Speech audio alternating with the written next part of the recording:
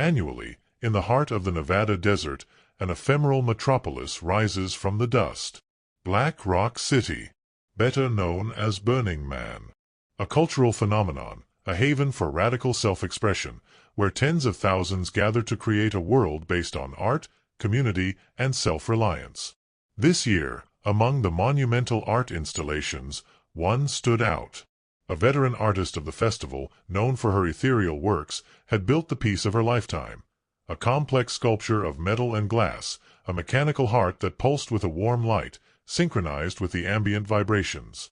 It was a symbol of the human connection that defined the event. The first few days were a symphony of optimism, with fantastical art cars gliding across the playa and creativity pulsing from every corner. But a dissonance was approaching on the horizon. A dark stain that would soon swallow the sky. The first wave of chaos was not liquid, but solid.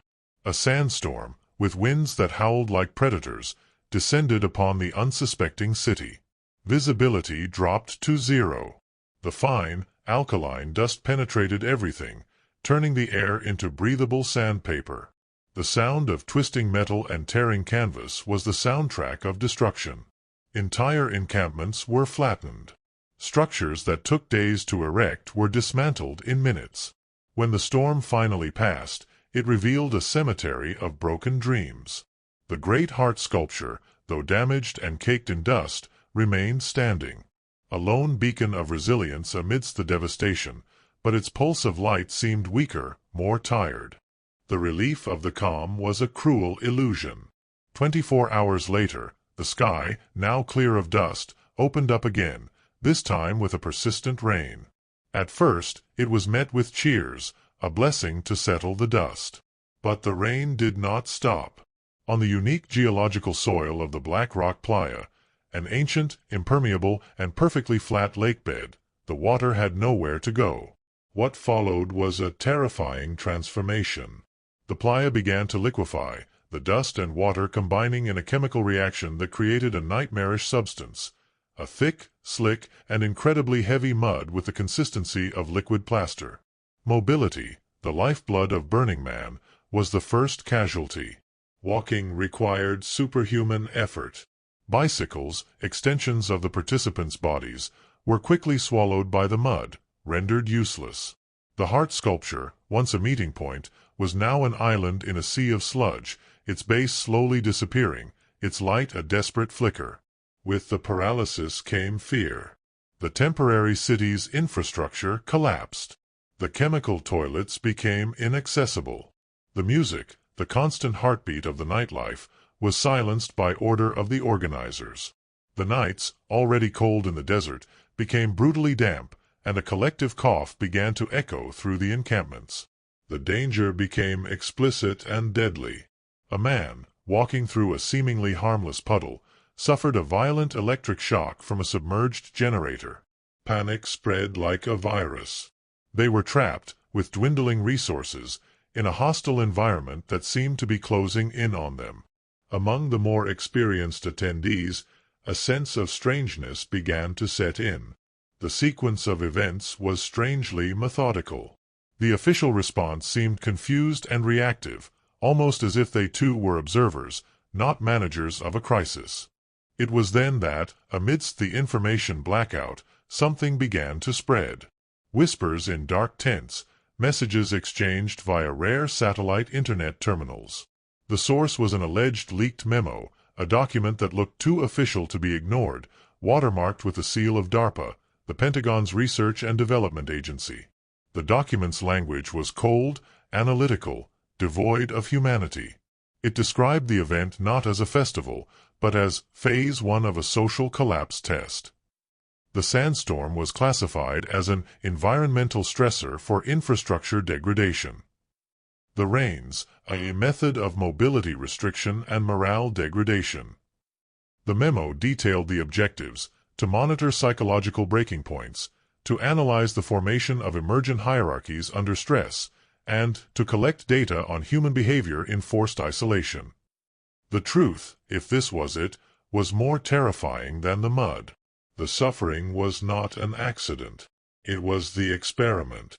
When the roads finally dried enough to allow for departure, the exodus was not a celebration of freedom, but a silent, grim retreat from a disaster zone. The city that had been a bastion of the leave no trace principle was now scarred by abandonment.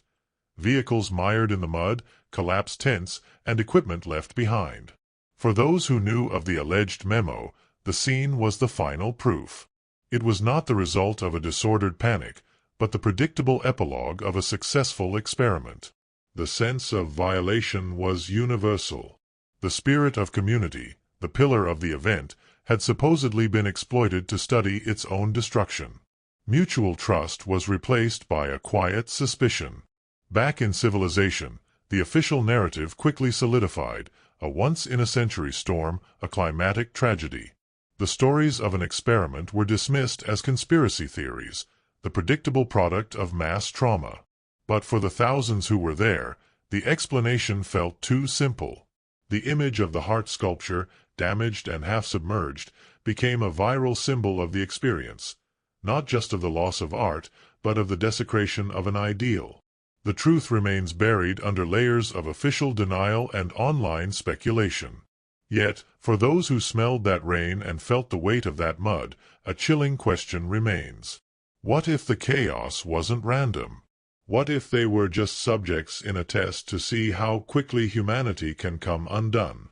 The physical mud has dried, but the mud of doubt will remain forever. Leaving the gates of Black Rock City behind, the vehicles, covered in a crust of dried mud, looked like artifacts from a lost civilization. The silence inside them was heavy, filled not with the relief of freedom, but with the weight of what had been witnessed and endured. The exodus marked the end of the physical confinement, but the beginning of a psychological imprisonment, a collective rumination on the nature of the chaos they had all faced. The outside world demanded a simple explanation, and one was quickly provided: a climatic catastrophe, a perfect storm of sand and rain, a testament to the growing unpredictability of nature. For the media and the general public, the story was closed. It was a narrative of survival, of human resilience in the face of the elements' fury. However, for many of those who were there, this explanation, while factually correct in its components, felt fundamentally incomplete. It failed to capture the strange methodology of the disaster, the feeling that the chaos was not entirely random. It was in this vacuum between lived experience and the official narrative that the seed of conspiracy found fertile ground. The alleged DARPA memo did not spread simply because it was sensational. It spread because it offered a framework, a terrible logic for what felt illogical. It validated the unsettling feeling that they were not just victims, but variables. The idea of a social experiment, as monstrous as it is, provided an answer to the question that haunted everyone. Why did everything seem so perfectly orchestrated in its cruelty? The story of that year's Burning Man transcended the event itself. It became a modern parable about the fragility of truth in an age of institutional distrust. What happens when faith in the systems that should protect us is eroded to the point that the most cynical explanation becomes the most plausible? The festival, once a symbol of utopian freedom, was reimagined in the minds of many as its opposite: a laboratory of control, a demonstration of how freedom can be systematically dismantled. The image of the great heart sculpture, pulsing weakly as it was swallowed by the sludge, became the emblem of this violation. What was meant to be a celebration of human connection was transformed into a monument to its studied dissolution. In the end, the question of whether the memo was authentic becomes almost secondary to a deeper truth the phenomenon revealed. We live in an age where the line between reality and simulation, between disaster and design, has become dangerously thin. The experience at Black Rock City forced a confrontation with the idea that our realities can be malleable, subject to observation and manipulation by unseen forces. The physical mud was eventually washed from the clothes and the equipment. But the mud of doubt, the stain left by the possibility that their suffering had a purpose and an audience, that is indelible. The legacy of that festival is not just the memory of a flood, but the persistent echo of a terrifying question. In a world of unprecedented power and technology, how can we be sure that we are not all, in some way, participating in an experiment? What if the flood that paralyzed Burning Man and trapped 70,000 people in the desert was not an accident? The official story speaks of an unprecedented climate storm. But an alleged leaked memo from DARPA suggests a much darker truth, that the disaster was actually phase 1 of a massive social collapse experiment.